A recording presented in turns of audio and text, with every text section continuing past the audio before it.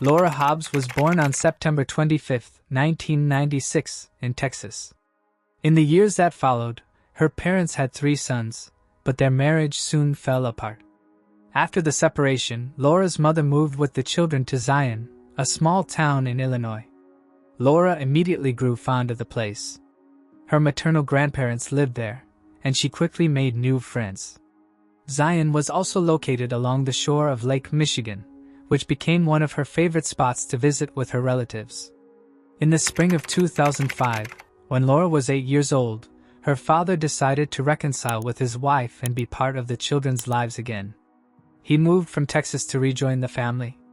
On Sunday, May 8th, Mother's Day, the whole family, Laura, her brothers, and her parents, went to the lake to celebrate and fly kites. It was a joyful day, and afterward, Laura wanted to go for a walk with her best friend, 9-year-old Crystal. The 2 girls were classmates, neighbors, and inseparable companions ever since Laura had moved to Zion. They spent nearly all their free time together, visiting each other's homes, playing outdoors, and riding bikes. On occasions when Laura's mother wouldn't allow her outside, Crystal would come to her window, and the 2 would chat. That evening, the girls decided to ride their bikes to the nearby park, just a few hundred yards from their homes. It was a familiar place with a long bike trail, and both families felt comfortable letting them go since the girls knew the area well and serious crimes in Zion were extremely rare. Laura and Crystal left around 3 p.m. and were expected back in time for dinner. As the hours passed, worry began to grow. By 7 p.m., with no sign of the girls, their parents went to the park to call them home. To their shock, Laura and Crystal were nowhere to be found. They searched the bike path, calling out their names, but the park was silent. Relatives and friends quickly joined in, combing through the park and the surrounding streets, hoping to spot them. The search went on for hours, and as darkness fell, dread began to set in. By 9 p.m., their parents feared the worst and decided to contact the police. Authorities immediately launched a large-scale search, reaching out to volunteer organizations, bringing in dozens of helpers, and even deploying search dogs. Local residents, alarmed by the news, also joined the effort. The focus remained on the park, where the girls were last believed to be heading. Interviews with neighborhood children confirmed that Laura and Crystal had indeed passed by earlier, briefly stopping to chat before saying they were on their way to the park. Alongside the ground search, officers went door to door throughout the neighborhood, hoping for a lead, while distributing flyers with details about the missing girls. As the night dragged on, the fear that something tragic had occurred only deepened. The girls had vanished without a trace, despite the relentless search stretching across the town. The hunt continued into the early morning hours, and by around 4:30 a.m., police paused the operation. Even then, Laura's father and grandfather refused to give up, choosing instead to keep searching the area on their own. They went back to the park and decided to split up in order to cover more ground. Around 6 a.m., as the first light of dawn appeared, Laura's grandfather suddenly heard a scream and rushed toward it. There he found Laura's father, who was in shock and said he had discovered the bodies of Laura and Crystal. The girls lay hidden in thick undergrowth, just off the bike path.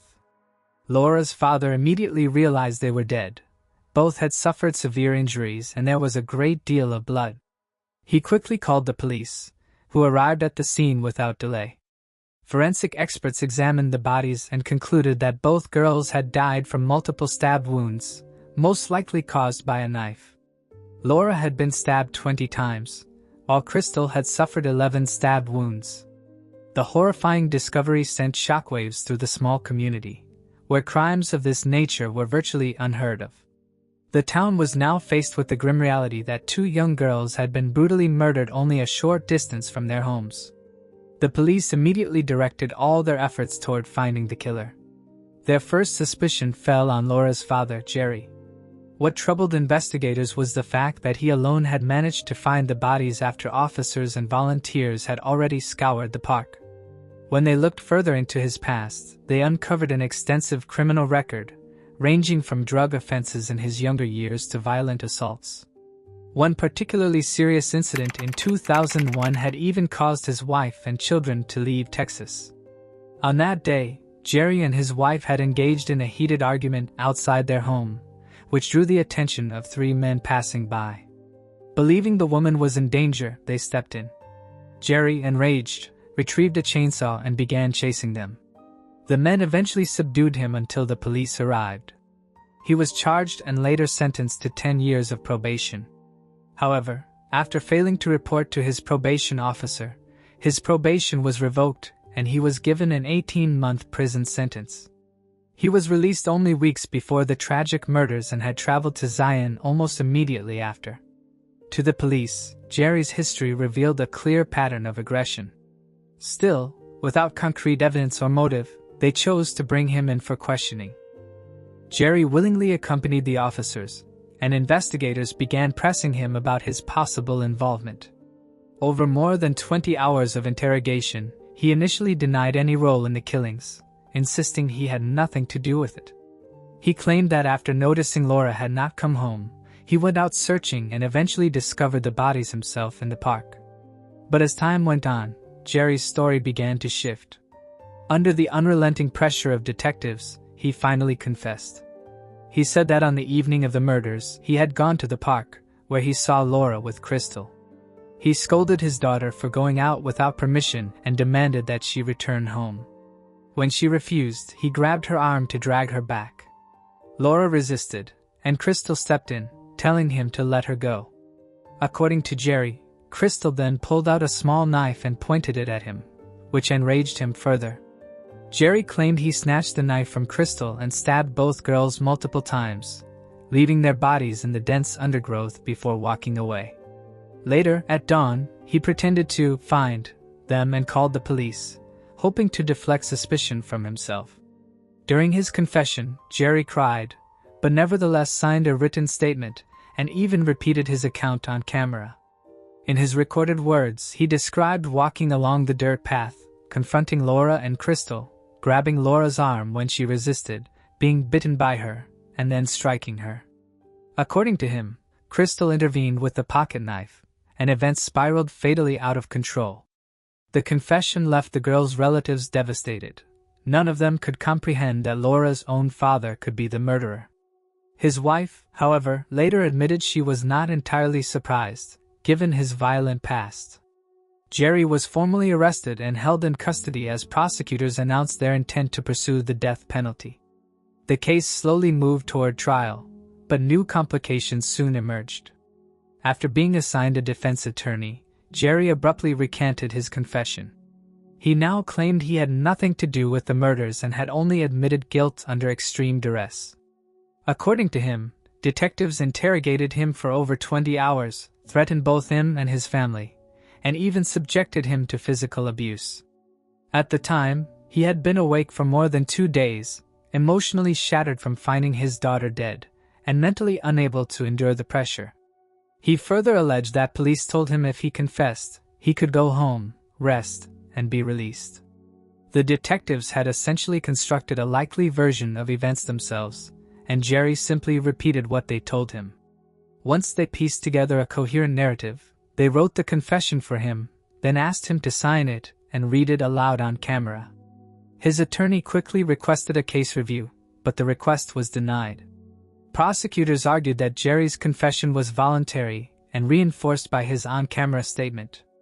As a result, even after retracting his confession, Jerry still faced a full jury trial, which extended his wait in prison for several years. During this time, his lawyer uncovered crucial information. He realized early on that there was no actual physical evidence linking Jerry to the murders and decided to dig deeper. That was when he discovered that the medical examiners had never fully analyzed the girls' bodies. While standard procedures had been followed, collecting swabs, scraping under the fingernails, and preserving the samples, these materials had been stored in a refrigerator and then ignored. Pushing back against the prosecution's resistance, the lawyer managed to have the evidence tested by an independent laboratory. Finally, in 2008, the examinations were carried out, and the results brought an unexpected revelation. Multiple DNA samples were found on Laura's body, including foreign skin under her fingernails and male semen on her clothes and in 3 separate locations on her body. None of this matched Jerry. Instead, it pointed toward an entirely different man, clearly indicating that Laura had been sexually assaulted. Crystal's body did not yield foreign DNA, but it was presumed she had been killed by the same attacker. Armed with this discovery, Jerry's lawyer petitioned for his client's release and the dismissal of charges. But once again, they were met with resistance. The district prosecutor refused to recognize the significance of the evidence, insisting it meant nothing. He argued that the semen could have come from young couples who frequently visited the park for intimate encounters, claiming Laura's body might have picked it up from the surrounding grass or bushes. Even the fact that biological material was found inside her body did not sway his position. Despite how implausible this explanation was, Jerry remained behind bars awaiting trial. The only progress came when the lawyer succeeded in entering the DNA profile into the FBI database. Unfortunately, there were no matches, leaving them with nothing but the hope that the real perpetrator would eventually surface. 4 years later, and far from Zion, another tragedy unfolded. Amanda Snell, a 20-year-old woman who had recently enlisted in the military, was living on a base in Arlington, Virginia. She had chosen the military path partly because service ran in her family. Outside of her duties, Amanda volunteered at a nearby church, where she worked with children who had autism and other developmental challenges. This experience inspired her to pursue a career in the field after completing her service. But on July 13, 2009, Amanda failed to report for duty, which immediately alarmed her fellow service members. They went to her room, knocked, and received no answer. Finding the door unlocked, they entered. Everything was perfectly organized, the bed was made, her belongings neatly arranged, but Amanda herself was missing. When they opened her closet, however, they were confronted with a horrifying sight. Amanda's body lay inside in a twisted position, her head covered with a pillowcase. At first, medical examiners struggled to identify the cause of death, but it was later determined that Amanda had been suffocated. Amanda's death had occurred more than a day before her body was discovered. There were no visible signs of trauma, and she had not been sexually assaulted. The only items missing from her room were her laptop and tablet. When investigators spoke with Amanda's parents, they learned something unusual. She often suffered from severe headaches, and during those episodes, she would sometimes retreat to a dark room and cover her head with a pillowcase to block out the light. Because she was found in her own closet with a pillowcase over her head, detectives considered the possibility that her death may have been a tragic accident. Still, they didn't dismiss the possibility of murder. A men's shoe print was discovered near the closet, though its owner could not be identified. With no definitive leads, the case remained open, and investigators continued searching for a suspect. In February 2010, a 26-year-old woman in Arlington left a metro station and was walking toward her boyfriend's house when she was confronted by a man with a gun. He tried to force her into his car, threatening her with both the weapon and a knife, but she managed to break free by throwing her purse as a distraction and running for help. Her cries drew the attention of her boyfriend and his friends, who called the police, but by then the attacker had vanished. The victim, however, provided a clear description of the suspect and his vehicle, a beige Dodge Durango. Using her account, police created a composite sketch and launched a search. 2 weeks later, on February 27th, 2 Arlington women returned home from an evening out. As they reached their doorstep, a man appeared with a gun and demanded their wallets. When they said they had no money, he forced them inside, tied their hands, and at one point stepped away. One of the women managed to free herself, grabbed a phone, and dialed 911, but the man returned, snatched the phone, and smashed it against the wall. He then took one of the women, forced her into his car, and drove off. He raped her, bound her head with duct tape, and strangled her with a scarf until she passed out. She later regained consciousness in the snow by the roadside, where passers-by found her and rushed her to a hospital. There, she described her attacker and once again identified his vehicle as a beige Dodge Durango. Astonishingly, just 2 hours earlier, another woman had reported to police that a man matching the same description and the same type of car had tried to lure her inside his vehicle. She had managed to fend him off with a stun gun and escape. Investigators quickly realized they were dealing with a serial predator. They focused on tracing the vehicle, as it provided a concrete lead. Checking all registered Dodge Durango owners in the area, they soon struck gold. In one such vehicle, police discovered a student ID and an earring belonging to the woman who had been left for dead in the snow.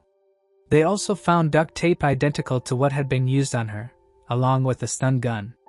The car belonged to 21-year-old Jorge Avila Torres, a serviceman stationed at the same military base where Amanda Snell had lived and been murdered. In fact, Torres resided just a few floors below her. A search of his room revealed a pistol recently purchased, large quantities of ammunition, and a computer filled with violent and disturbing videos, some featuring unconscious women. Torres's photos were shown to all 3 surviving victims, and each identified him without hesitation. He hadn't even bothered to hide his face during the assaults. With this, Torres was arrested and charged with kidnapping, assault, and rape.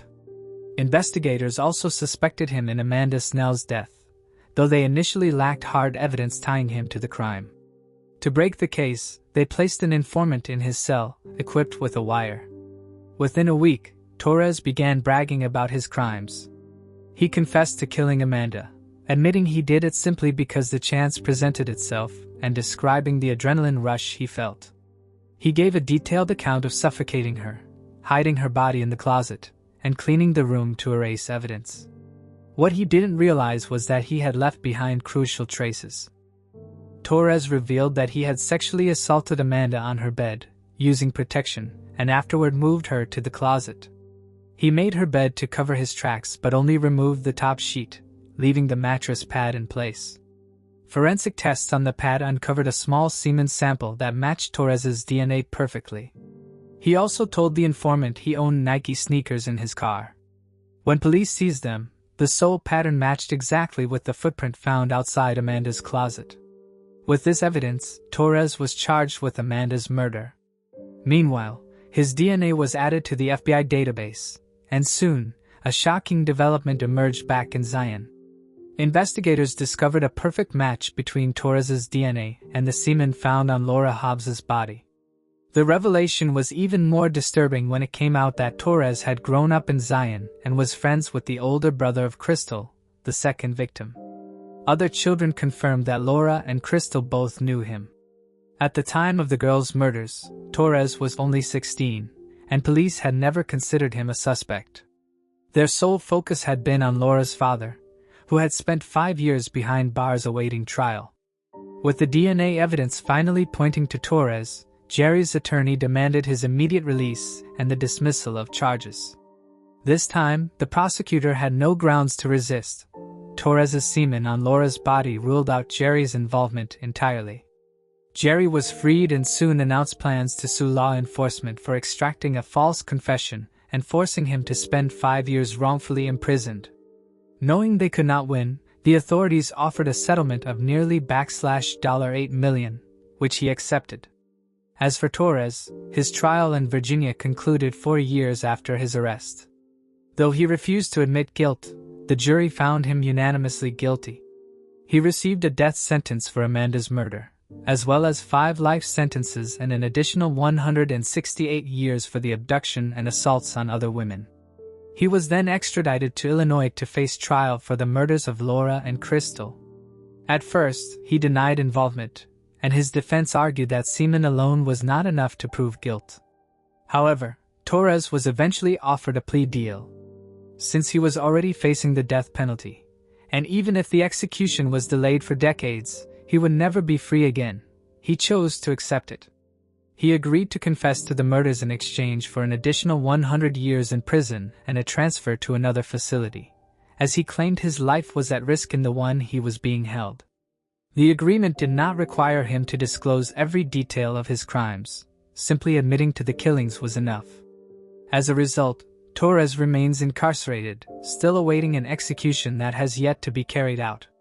Meanwhile, none of the officers who had forced Jerry into signing a false confession ever faced punishment for their actions. Jerry himself struggled to rebuild his life. He turned to drugs, was arrested for resisting the police, escaped custody, and was eventually sentenced to 2 more years in prison. He never reunited with his family, and instead chose to live in Texas. After his release, he gave an interview in which he admitted that the coerced confession had destroyed his life beyond repair. When asked why he had signed it, he explained, "I found my daughter dead. They didn't even need to break me. I was already broken." In the end, the local police and the county prosecutor's office came under heavy criticism from both the national media and the public. Their decision to lock onto a single suspect instead of conducting a broader investigation not only ruined an innocent man's life but also gave the real killer time to claim more victims. Because of their failure, 1 woman lost her life, 3 others were brutally attacked, and there may be even more cases that remain unknown. If you found this case intriguing, make sure to like and subscribe. We upload new crime case videos every night. Stay tuned and brace yourself for what's coming next.